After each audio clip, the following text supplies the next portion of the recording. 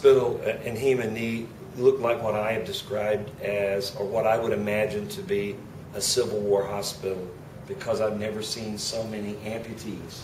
And most of what they were doing there were amputations. And I would venture to say 1 out of every 3 was some type of amputation, or lacerations, gaping wounds. When we got there, there was a bus that was already full of amputees and those who had been ministered to on their way back to Haiti. So they're bringing them in ambulances and buses, and once they work on them, they get them out as soon as possible because there is no food. They're not feeding them in the hospital there. What are the conditions of the hospital? Spartan. You have mattresses on the floor. You have rooms. Some would have been what we would consider rustic hospital beds. People on mattresses without sheets. Some sheets, a lot of which had just been donated by ministries and by people there who care.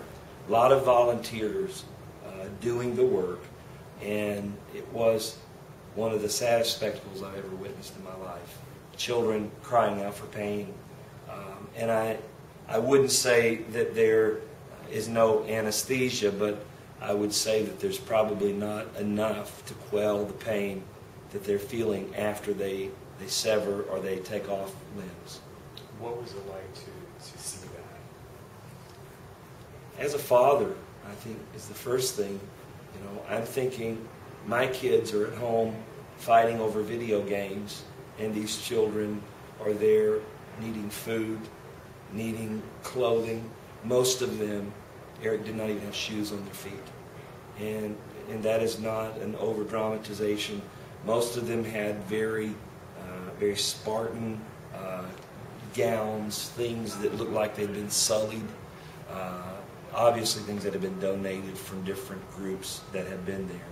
But I would not say anything I saw would match what we would think even of a third world type of hospital or clinic. It was that bad? It was that bad.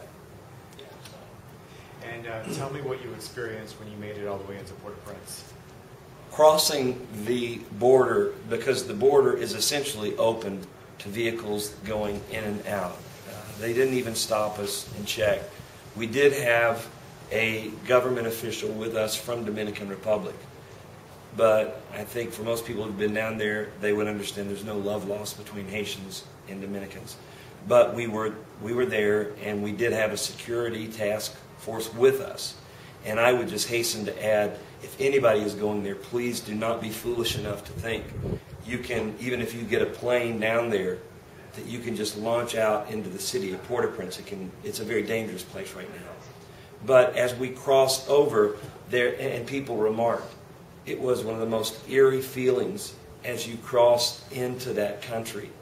And not that you saw, because we were on the coastline, not that you saw in the beginning a lot of devastated buildings, because there weren't that many where we were. But the closer you got to Port-au-Prince, there's a pall over that city. There's a stench of death that is unimaginable.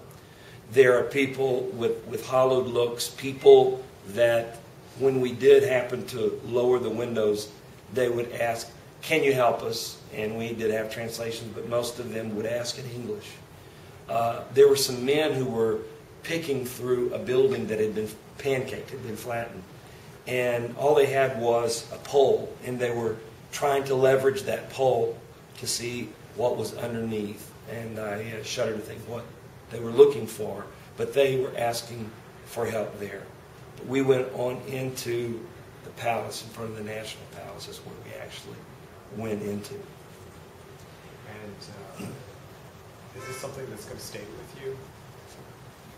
The images, the smell? Yeah, it's something that will impact you. I don't care how many times you have seen, but I've never seen death like that. I've never seen that kind of hollowed or empty feeling and look like I saw in the people. And the footage that we had where one particular man who spoke English he called, well, he got me by the arm and he pulled me over and he said, I want to ask you something. I thought he was going to ask me for money or hit me up for something, and he said, we need water. We just need water. Can you give us water?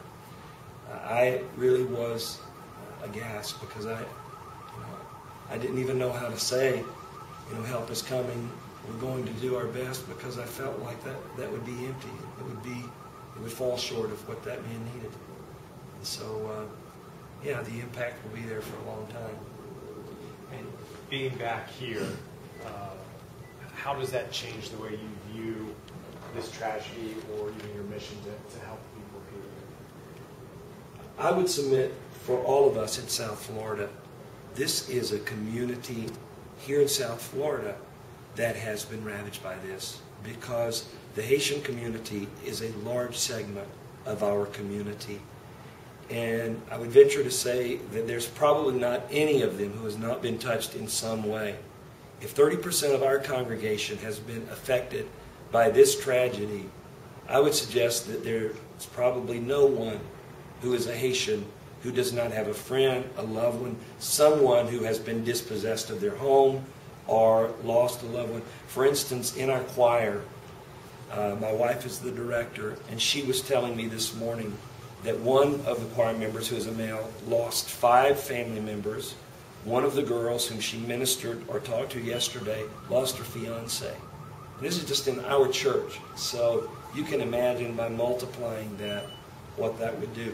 But here's the thing that bothers me the most is we're going to see what I consider to be the third wave. We saw the earthquake and the immediate deaths.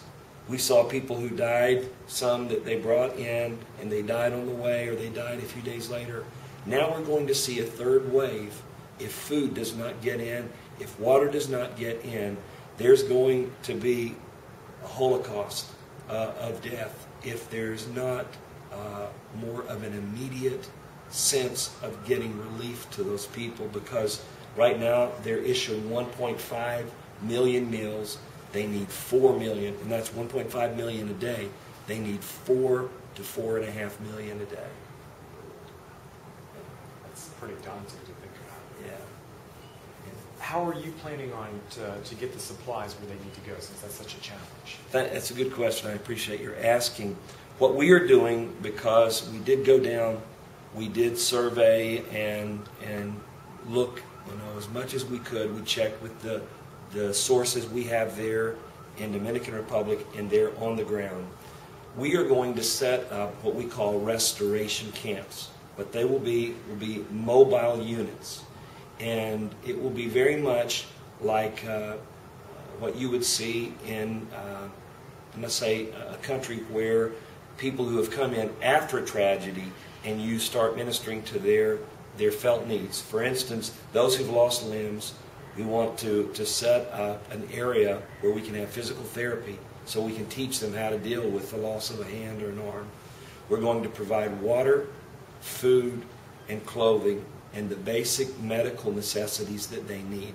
We will use those, and what we will do is start at the Dominican line, and then we will have one, and then we'll start with the second one, and they'll be like mobile MASH units in a way. That's probably a crude way of saying it, but we need the help of the community because we are all involved in this. Immediate relief, secondary, is going to be the support that we need for the long term, and we are committed to be there for the long term. And when do you hope to set up the first camp? We're hoping to have that set up within a month, because to suggest that we could do it any faster, that's wishful thinking. And what do you need from the community right now?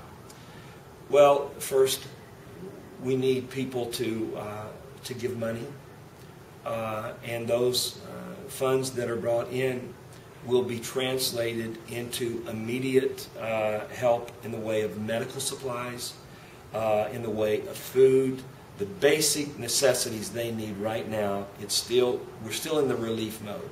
So anything, water, medical supplies, money always helps. And clothes, that's kind of a secondary thing, but to be truthful, I saw people without shoes. Most of the people I saw did not have shoes on. A lot of them tattered shirts. So clothing is an issue. We have 3 warehouses that are already full. Now we need to convey it down there. So to the community, I would say, if you have a group, a ministry, a church that you trust and you believe in, you can help do that. But please do not go. I would tell anyone, please do not go and rush in to an area that is unprotected, because it is still very dangerous.